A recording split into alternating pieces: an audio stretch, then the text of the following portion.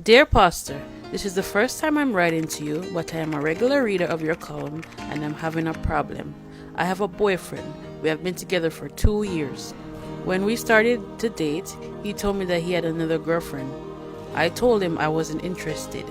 Anyway, we continued to meet each other and I asked him if he had a picture of his girlfriend and he said he would show me. He went into his phone and to my surprise his girlfriend was my cousin. I told him I wasn't interested. He wouldn't stop harassing me until I found myself liking him. I called my cousin and asked her about him, but I did not call his name. I only asked her how was her boyfriend. She told me things were not going well between them and that she was dating another guy. I asked her if that relationship was serious and she said yes because she had been sleeping with the other guy. I did not tell my boyfriend what my cousin told me, but my boyfriend was still seeing her. I know that happened because she said she's now pregnant for my boyfriend. I feel very bad about the situation because if the child belongs to my boyfriend, I would not want anything to do with him because he would be having relationships with 2 cousins.